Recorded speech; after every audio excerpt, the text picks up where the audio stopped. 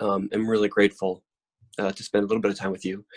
I think what I'll do this morning is just I'm going to give a little bit of a preface, which I think will be an important kind of subtext, kind of intellectual subtext, and then I'm going to dive into what we sometimes call the commons, or the new commons. In the book, if you read the book or want to pick it up in the new parish, we call it the new commons, and I'll explain all that in just a little bit. But it's a primary lens with which we can think about how might we join God in the renewing and restoring work in our neighborhoods in public. But first, a bit of a precursor. This is not in the book, but it is in a book I would like to write, I think. And I think it sets a good kind of groundwork. And I also think it's somewhat of a helpful corrective. We might go back and forth with this as we have some time for conversation. But as a bit of introduction, I was a church planter in downtown Seattle, and now again a church planter, at least the beginning stages of it, in a different neighborhood in Seattle called South Park. And about a year ago, 2 years ago maybe, I wonder if I have it right here. Well, it doesn't matter. Have any of you read the book Start With Why by Simon Sinek? Or maybe heard the TED Talk? Yeah, some thumbs up. The book is okay. It's pretty good. The TED Talk kind of gives you the gist of it. Some people are like, famous and have this big platform and they get to do TED Talks, and other people do TEDx events and their TED Talk goes viral and then they get published and get to speak all over the world. Well, that's what happened with Simon Sinek. He was just a normal kind of leadership coach, leadership systems thinker. No one knew who he was, did this TEDx talk. Actually, it was TEDx Puget Sound. It was here in Seattle. And it's probably in the top 10 now or whatever. It's gone nuts. When I saw it, it was this huge light bulb for me as it relates to the church and how in the world we participate in God's work in our neighborhoods. And so if you've seen the TED Talk, this will be repeat. But basically what he does is he has this really elegant, simple couple of circles that he uses to think through how do great leaders, how do great organizations, and I would add movements, how do they thrive? And his pretext is basically that people don't buy if you're a company, or they don't buy into if you're a nonprofit or a church or a movement, what you do. He says the what is not actually why people are interested. He says people buy the why, or they buy the purpose. They lean into, they're interested in the why. And the problem in most organizations and movements is that we confuse the what with the why. So what he does is he draws these three circles. I'll put it in my notebook here and show them to you. He says it's really, really critical if we want to lead healthy, vibrant organizations and movements that we get really, really clear on this. And he basically says you have to put the why in the center.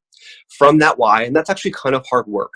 Then you move into the how, and from there into the what.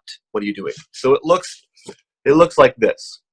The why is in the center. If you figure that out, then you can move to the how, and then the what. And he says ordinary organizations are constantly talking about the what. They talk about what they do.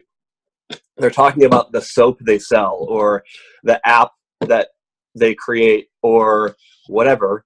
But again, he's like, people don't buy into that. They actually buy into the why. And if you can get resonance with the why, there's all kinds of space to go through the how and what. And if you can't, you might find yourself in trouble. So when I heard that, and then later when I got the book, I was like, oh my goodness, this was huge for me in relation to the church and the kingdom. Because I would say, if I get a blank page here, what we have done usually, so this is not always true, that's a caveat for sure, but what I was taught as a church planter is that the church is the why, and church growth is the why, and healthy church is the why, and getting people into our spaces is the why. And the truth is, like, that's actually not that interesting of a why. We could go back and forth on this, but Here's how I personally, and this is what I'm wanting to write on in a little bit. If I would reroute the why, how, and what circles in a kind of a church or kingdom imagination, I would put in the very center, the fancy word actually I would say is eschatology, which I don't know how to spell. So I'm going to say God's dream is the why for us. So there's other words there that you've read about, you've talked about, you teach about: shalom, God's kingdom, the reconciliation and renewal of everything. I think that for the church, that's our why, not church growth, not getting people into our buildings. What is the why of the church? It's actually God's dream, which is not ours, and it has to do with everything. And just really quickly then, well, how might we go about that? I would say the fancy word, for those of you who are still paying off debt at theological schools, is pneumatology. But I'll just write Holy Spirit. And this is critical because our how actually is huge. And if it is God's dream, and if it is God's dream that we're trying to live into and live out of, then we have to trust at a profound level that God is actually at work, that the Spirit is at work out ahead of us. So our task, if we want to be about God's dream, is to discern and act into what God is actually already doing, in a sense, out ahead of us, or at least present amongst us. And then I would say, this could reorder it. I would say the what then is more properly ordered as the church. Fancy word there is ecclesiology. And for me, that reversal, like flipping between God's dream and the church, has been everything in a way. I mean, it has totally reorganized how I've thought of the church and how I see lots and lots and lots of neighborhoods and neighborhood churches and churches beginning to reimagine and start from afresh what God might be up to right in their midst. Now, here's a caveat, and here's maybe a quick definition. We as embodied, limited creatures, we have limits and we have responsibilities. And so I think it's beautiful to think of the big, kind of like in Colossians, the cosmic Christ and the cosmic reconciliation and renewal of everything. But as people and as communities with bodies and limits, we don't actually understand, and we can't take in the universal to the particular, I would argue. We're just the other way around. We live into particularity, and from that we can begin, at least in a sense, to understand something that's universal. So if it is God's dream that we're after, since we're located in time and space, we can't possibly know or even imagine what God's dream would be for, I would argue, in our entire city, probably, and certainly our state, our country, the world. We can care about that, we can pray for it, but it's really not our responsibility, I would argue, to be about the renewal of the entire world, at least not as one person or one community. So starting from a place of embeddedness and rootedness is actually not just kind of, I would argue, a new idea. It's the only way that we can be human. And if you go down the idea that pursuing God's dream is our why, then that's where we have to begin. As limited, embodied creatures, as a community in our places, the task is what might be God's dream in, with, and for this place. And then how do we join the Spirit? And then what in the world does it mean to cultivate a way of life together, or a discipleship process that helps us figure out what does it mean to be the church here? And really quickly, we in the book define the parish. I'm not sure, Dan, how you talked about it when you talked about the 4 Ps, which I love, but we sometimes talk about it as an area, a geographic area that's small enough to live, small enough to be known, like a character within a story. Mm-hmm. Like you actually could be known by multiple people, but it's big enough to live effectively a lot of life, live, work, play, yes. Or at least that's conceivable. So, if you're in a suburban area and you're thinking just about say your block or your cul-de-sac, that's probably a little too small to think about a lot of life. There's maybe no way to work or play there. There's maybe not a whole lot of systems at play there. So you might have to think a bit larger, maybe your entire suburb actually. If you're in a dense urban environment, it's probably going to be your neighborhood. It might even be a subsection of your neighborhood. If you're in a rural area, it might be something like 40, 50, 60 square miles with a common center.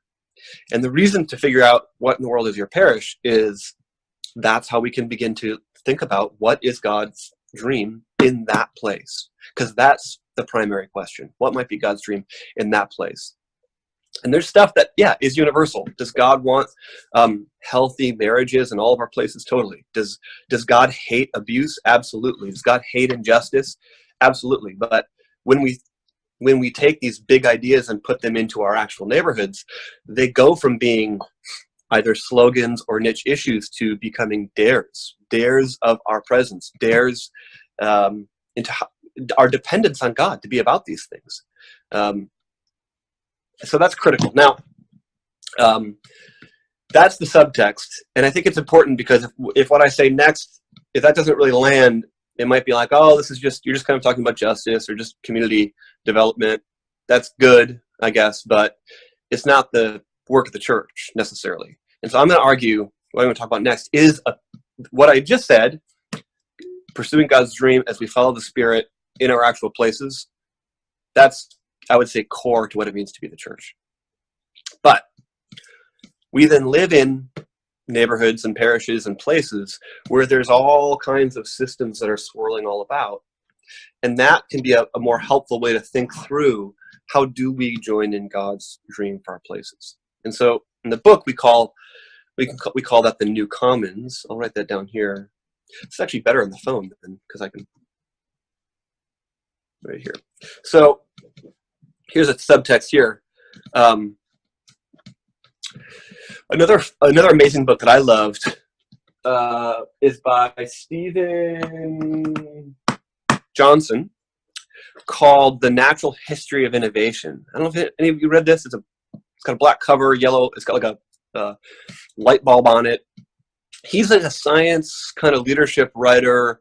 He wrote the book Emergence that made some waves about 10 years ago in the emerging church. He's not a person of faith, but he just writes about emergence from like a scientific kind of evolutionary biology perspective.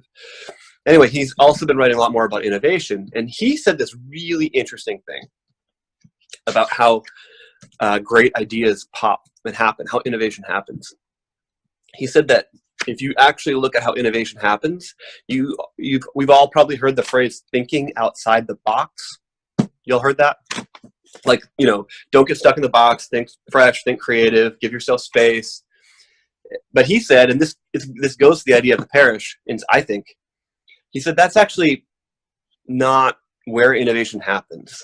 In fact, it's arguably impossible. Like we don't have like ideas that come out of nowhere, out of no context. And even if you're thinking about innovation within, say, a church or a denomination, if you're thinking of innovation within a sector like the economy or civic engagement, he's like, you can't. We have boxes. Like we all live in boxes. So you're probably not going to find innovation in the center of the box. That's probably where the deepest density of kind of old school systems that could even be stifling. But he's like, innovation happens actually on the side, on the box, but you don't take it off. So I think that's fascinating because I'm going to talk about these areas of the commons, but I have seen personally, and we can talk about this later, there are innovative movements happening within the commons. So within economic development, within civic engagement, within education sectors, within the environmental movements and the built environment world. So people that are designing our neighborhoods, architects, placemakers, designers, who are saying, all from different perspectives, our sector, let's just take the economy right now, our sector, if we don't get back to more of a local way of life, more of a local economy, not only are we in trouble, we're not seeing innovation happen in ways that we think are fruitful globally as much as we are locally.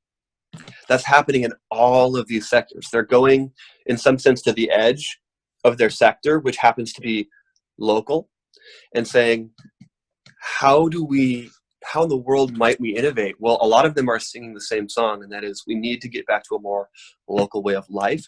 Yes, that's connected. That's in the 21st century. It's not like a particularly Amish idea, but we have to get after this. So but I think this is like one of the most incredible opportunities for us as local faith communities, because if you buy the premise that God's dream includes individuals, but also includes communities and systems, that God wants to renew and restore it all, and that we're limited creatures, that means that we can begin to think, yeah, what is God's dream for our economy here in our neighborhood? Or to say it in a different way, what might be God's dream for our economy, and what might be an economy of injustice, an economy of the evil one, an economy that is anti-kingdom or anti-shalom. This gives us the capacity to think through, in our actual neighborhood, where is that tension point between how our best imagination, it's not a certainty, but how would we imagine God would dream of our economy versus how it already is? Or if you want to go that far, how might the evil one want our economy to be structured and run? And then where is the bound? Where's the tension point? As we think through how might we dream up God's economy in our neighborhood, we'll get more specific and more detailed maybe in Q&A, but we can think about gift economy, we can think about co-ops, we can think about honoring labor and people's hard work, we can think about employment, we can think about social entrepreneurship, we can think about impact investing. I mean, there's this whole world that opens up to us just within the economic sphere if we think, right, what might be God's economy here? And how might we, even if we're a small planting team of, 3 or 4 couples or 7 or 8 couples, like just to ask the question, what might this mean, opens up all kinds of potential innovation. It doesn't mean that we're going to drop everything and start 3 or 4 businesses. We might not start any businesses, but we might think, you know what? Instead of driving outside of our neighborhood to go to the Starbucks, not there's particularly anything wrong with Starbucks even, but we're going to go to our local coffee shop because it's actually owned by our neighbors and we love it. And this is actually, in a small way, perhaps a part of our discipleship. We actually think that everything matters, and we're gonna become customers at this shop, and we're gonna get to know the owners, and we're gonna be prayerful about our time there. That actually, I think, is somewhat profound. It's small. Or take the civic realm. All of us read the newspaper and wring our hands with Congress and the dysfunction of what seems like our democracy at this moment, or how profoundly polarized we are right now. But if you show up at a neighborhood meeting as people of peace, as a church community, whether you're super out there in public and wear t-shirts with the name of your church, or you're like, we don't even want anybody to know we're a church, we're just here as neighbors. Doesn't matter the spectrum. If you show up and you seek to be a blessing to that neighborhood association, you're going to find out, frankly, a lot of the dysfunction in Congress is present in that neighborhood association, that there need to be people that contend for peace and well-being and there. And that maybe by showing up to that neighborhood meeting, you can get a sneak peek into what might be God's dream for how do we make decisions in this place? How is power yielded in our neighborhood? What's happening even in our neighborhood? And how might even showing up here help be us more prayerfully attuned to what God might be up to? This can happen within the built environment and thinking about what gets built and what doesn't. It certainly is true within education, both for our kids' schools, but also how we even educate and teach from each other. I mean, we could spend all day long talking about all these sectors and how, as a local faith community, we could be present. But I'll end with this, and then we can just kind of open it up. A couple of years ago, I was in my neighborhood association meeting, and I was honestly at one of those places where I was like how out there. I live in Seattle, where the church doesn't have the best reputation. I'm sure that's true for some of you in your context as well. And so I was just, I don't know. I wasn't wearing the t-shirt. I'll say that. I was not even sure if I should initially say I was a pastor or leading this faith community. Judge me if you'd like. But I was like, I don't know how to go about this. In fact, at one point, we were helping start a farmer's market, and this woman was like, can I ask you kind of a personal question? And I was like, oh, yeah, totally. Because it was like 3:00 in the afternoon on like a Tuesday. She's like, you sure? And I was like, yeah, anything. She's like, are you like independently wealthy? And I was like, no, why would you think that? She's like, well, it's Tuesday afternoon. Like, you're at all these neighborhood meetings. What is your deal? You know? So I eventually opened up. But anyway, I explained. But I thought, and in Seattle, you don't show off your wealth. Like, if you're, middle class, you drive a beat up used Prius instead of a brand new Prius. So anyway, at these neighborhood functions, what would happen is I would realize that all of these different people had obviously all of their agendas, which is actually pretty normal. And some of it was good, some of it maybe not. There's the people from the developers. There's the woman who wants to start the dog park. There's the person who cares about affordable housing. There's the person who cares about, you name it. Some of you have been in these meetings. But what I discovered, and this is true with all the sectors, and this is why I think our potential as truly local faith communities is off the hook. I would go around the room and not only, I would say when they got to me and I was more public, oh yeah, I'm Tim, I'm a pastor of this church. They would size me up as I size them up and think, oh, why is he here? What's his agenda? Well, he probably just wants people to come to his church, or maybe he wants us to become Christians, or we don't know his deal. We're not quite sure why he's here. But he must have his thing must be religious, and he must be here because either his church said he had to be, or he wants us to come to his church. We all do this. This is what we do in neighborhood meetings.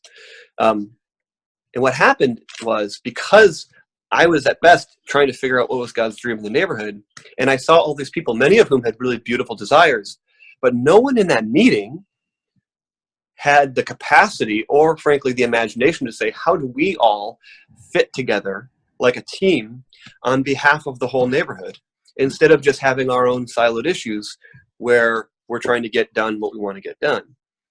And so by simply being the person who is trying to knit together a fabric of care, to be a collaborator amongst them, both me and then increasingly our entire church community, it was honestly quite powerful to see what would happen, because eventually we became more and more trusted as it became more and more clear that we weren't there primarily to get people to come to our church, though we wanted them to, and sometimes made invitations. We were actually there because we felt like God had a dream for our place, and our task was to join in on that. And so we got invited to the craziest places, and became bridge builders for straight up enemies, people arguing at each other in neighborhood meetings, because we learned through hard work how to be those people who cared about the whole. And that, I think, is incredible for us as individual leaders, church planters in our neighborhoods, but it's most powerful as a community of people. It's most power if in our neighborhoods and towns and villages and suburbs, people could say, that church, those people, they seem to care about the whole, and they seem to be increasingly sophisticated with bringing people together for, you could say, the common good. And we need them. They need us maybe, but we need them. Thank God they're here. I don't even know what I believe about God, but thank God they're here. That, I think, is so powerful. And if we begin in our places and then link across them, it's totally possible that in our generation, because of the hard work that you all are doing, our local faith communities would increasingly be seen as those trusted small clusters of people who are about this idea that we talk about, which is shalom, which is God's dream, which is God's kingdom.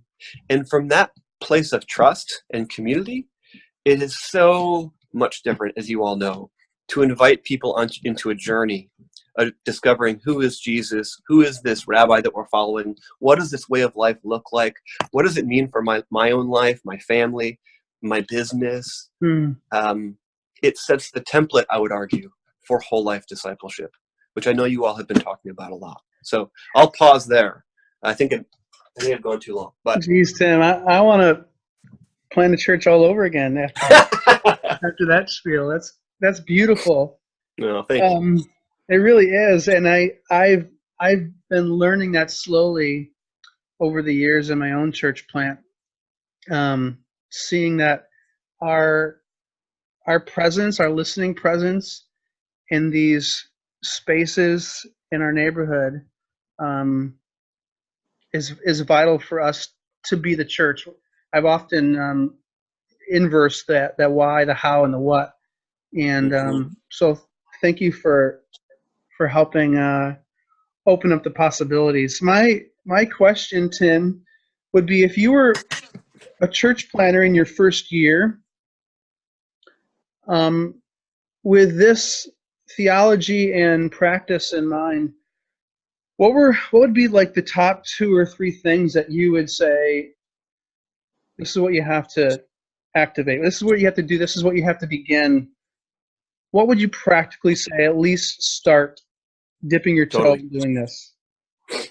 Well, I'm kind of doing this right now again and going about it in a different way than I did at the beginning. But the answer to that I'm trying to answer with my life, I suppose, is some of you maybe already have what you consider to be your core team or your covenant community or your, that early culture making team within your church plant.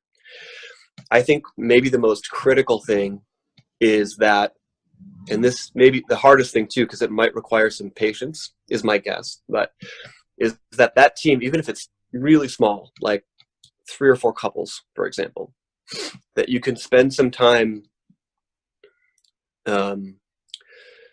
prayerfully discerning what might be a way of life that you can knit together, ideally within a particular place. Ideally, you focus in on one particular place where you can think through what are the common practices that are going to knit us together as we join in God's dream. So what might be some common practices of mission? What might be some common practices of formation? What might be some common practices of relationship, like just getting together, and being frankly pretty clear about that. Like, I actually am at a place personally where I would like to get, and I'm working with 3 or 4 couples right now in my neighborhood, to get to the place where we're like, yep, this is how we want to be. And it is oriented around how do we want to join in God's dream, and how do we want to pay attention to the Spirit and really be the church in everyday life, which is maybe a different question than cultivating a team to get people to come to church or to be on the first team to do the launch Sunday. I'm not anti that, but I actually think that's a different leadership task.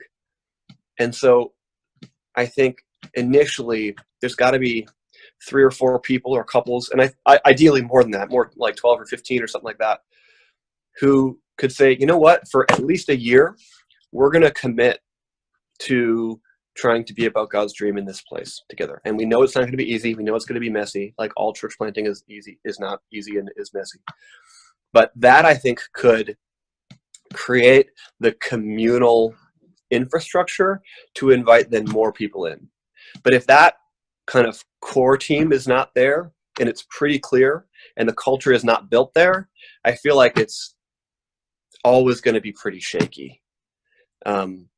Again, it's not going to be easy if you just do this and then you're all happy and it's all loving and wonderful and it just flies from there. Don't hear me saying that. It's going to be hard.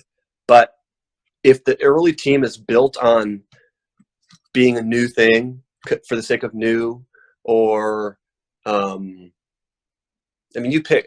People are going to opt in based on 1 or 2 big ideas that you present, and you got to be really, really clear on what those 1 or 2 big ideas for why people are opting in and what they're committing to is my sense. Tim, we got a question that just came in. Is the why for us, probably he's referring to us as the ecclesia, the church, is it the same as the why for those in our local community or our neighborhood? Is the why the same? I don't think so, because I mean, maybe at a meta level, yes, in the same way that I think God wants to renew and restore everybody. But I think the big why is the story and the reality of God's activity, God's dream at work. That's a distinctly Christian narrative and imagination. So while there's lots of people who might see the common good, which has lots of overlap, as the why for themselves, say they're not following Jesus or a different faith, there might be all kinds of ways to collaborate and are congruent. But we as followers of Jesus hold on to this very particular story that through the death and resurrection of Jesus, God is actually making all things new. And it begins with us in our neighborhoods, and that's actually what we're calling people into. And that's why we're the church and not just concerned citizens pursuing the common good. And so I actually really appreciate the question, because what I'm not calling for is basically be nice and do kind things in the neighborhood and hope for the best. This is what I'm advocating for, is a complete disruption and revolution in every single place, according to God's dream for that place. And that is not just a cute, sweet, kind thing. If we take this seriously, it will confront other narratives, including global capitalism, including the American dream, including individualism. And you can go on and on. Yeah. And hopefully we're cordial about this, but even including, you could say, the eschatology of Islam or of Judaism or of Buddhism. I'm on the West Coast. In Seattle, to some extent, certainly like the Bay Area where I have a lot of friends, Buddhism is like the state religion. I mean, it's like the civil religion, increasingly. There's big differences between the eschatology of Buddhism and Christianity. They're pretty big. There's a ton of overlap in shared postures of, say, listening or contemplation or things like that. There's lots that we can learn, but these are very different narratives. Yes. I hope, if that didn't answer the question, please follow up. Good, Tim. Got another question here from My Name is Heather. I don't know who that is, but I'll give this My Name is Heather the floor. Yeah, it's Daniel. My computer's terrible. My wife's There you got a go. better computer, which is how it should be. Anyway, so with going into a place, you have a whole lot less people that are going to participate in whatever your community or movement is, who are going to instantly be curious about it. So then there becomes like sustainability issues. If the place is smaller and you show up and you spend a lot of time like getting involved in the community, imagining what God's dream is going to be, and if it's an extremely unreached place that has low need financially, so they're able to solve a lot of their problems with money, they don't see that immediate need. Do you think it's necessary for church planters to move in as missionaries more so than like here's our strategy, we're going to have a self-sustaining church in 3 to 5 years, but there isn't a population of people in a small area in order to create a self-sustaining church in 3 to 5 years? And so like moving in as a missionary, a lot of church planters aren't doing that like just long-term missionary support. There's a track to become self-sustaining, but I think if you're going to do this type of church planting, it's going to take a lot longer to do that. So anyway, I was just wondering your thoughts on like the missionary model versus having a launch Sunday of like, this is what we think God's dream is, and these are the steps that the Holy Spirit has used in the past, but we don't have a timeline. Yeah, I wish I could make this easier, but I think that if you have more of a missionary posture than classically pastoral, I mean pastoral meaning in the contemporary imagination, which is like pastor and teacher who convenes a gathering, usually of regional people. I think if you do a T-shirt, and this might be even interesting with your teams, or if you're planting as a couple, to just do a T-chart and put missionary pastor, and just however you think of them, I do think that we live in far more, and I think Dan and JR and others are probably leaning in the direction of we live in more of a missionary age. And so first part, yeah, I do think we need to go in more as missionaries. Because here's the truth. If you go in more as a pastor, more to launch, and this could be different in different contexts, but Dan might not like me saying this, but the truth is, you're at this stage in kind of Christendom, you're literally, if you're in a big city, you're literally going to be competing with Hillsong. They literally have lasers. If you're like 10, 15 years ago, I've been, formed and shaped by a lot of the Willow Creek Association stuff, but that's a different game now. Those, maybe I don't need to convince you this, but I just think it's actually harder in most places, at least cities, to get 150 people, 200-300 people together every Sunday, even regionally. It's way harder to do that now than it was 5 years ago, 10 years ago, certainly 20 years ago. So I think we're in a missionary age, and that does require more time. Yeah. I think if at all possible, this is a healthy exercise, though it could be painful. Ask yourselves, could we be here for 10 years? Yes. And if we were, what would our timeline look like? Now, there might be all kinds of financial implications of that, particularly if you don't own a home, or owning a home just does not seem in the cards in any possibility. But I feel like if we are, I'm in this boat with you all. It feels so different to build a core team with a 10-year framework versus a 2 or 3 year framework. Yes. It's night and day. And I know the feeling of it. I've experienced it where you're like, I've basically got 9 months to get 10 sane people to come with me, or I'm screwed. That's it. I know the frenetic, anxious energy of that. And I don't think that God is that impatient. And I don't think God needs us to be that way. I think a lot of our systems and denominations, which want to see things happen on a timeline of 2 or 3 years, produce some of that anxiety, even if they don't mean to. But I just think, let me tell you, this is interesting. And again, this is maybe more of an urban thing, but some of you maybe have read the book Practicing the Way of Jesus by Mark Scandrette. It's a wonderful book. He lives in the Mission District in San Francisco, which is a really high density, very mobile. Lots of people move in and out. San Francisco is kind of like New York City and LA and a lot of other places, a lot of turnover of people moving in, living for a year or two and moving out.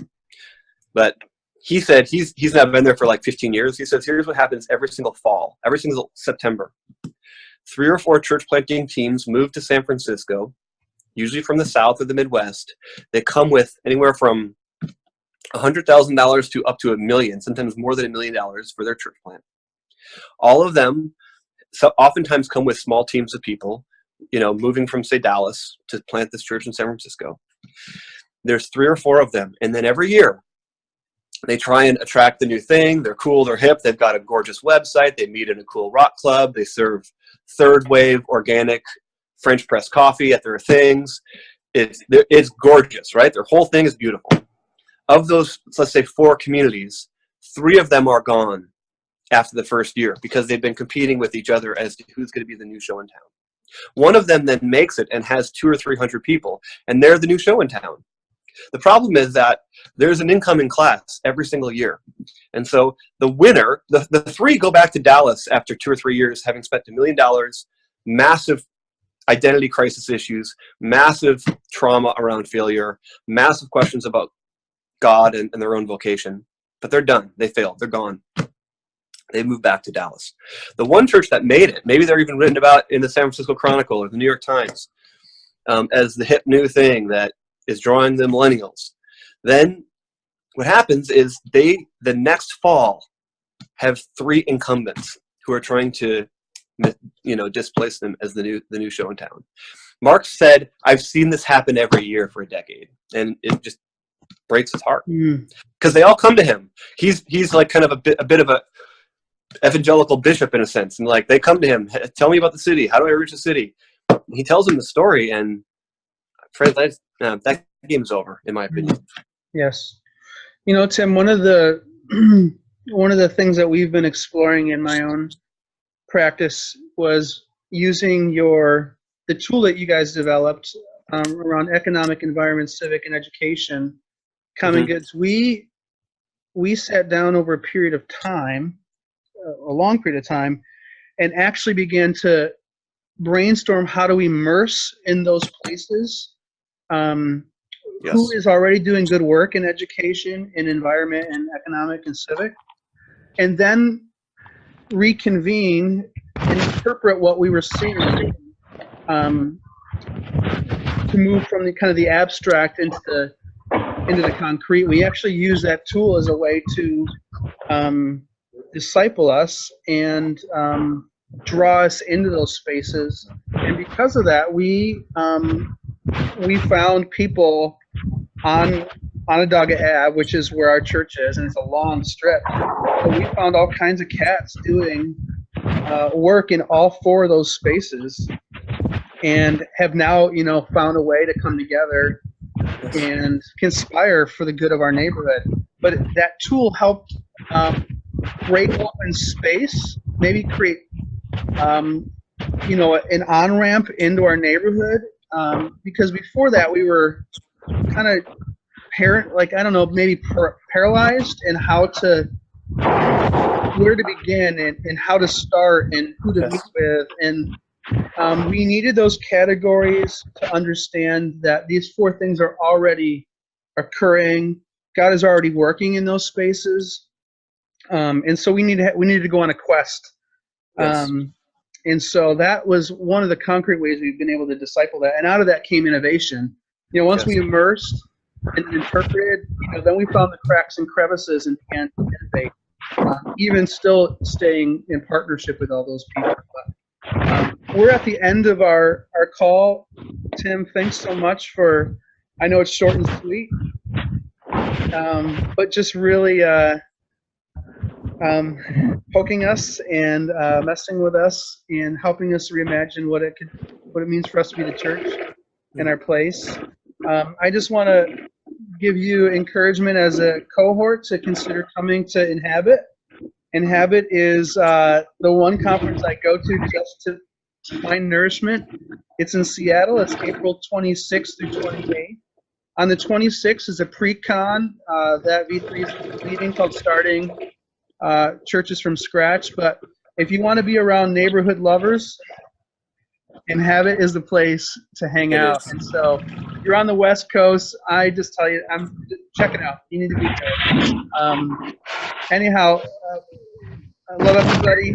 I believe in you, and just want you to go, starting to have eyes for God's dream in your place. Thanks so much, Tim, for leading. It's an honor to be with you. I hope we do get to meet in person soon, either here or at maybe practice in the fall, or it's an honor. Yes. Godspeed. Yes. Peace to you, Tim. Thanks so much. Cool.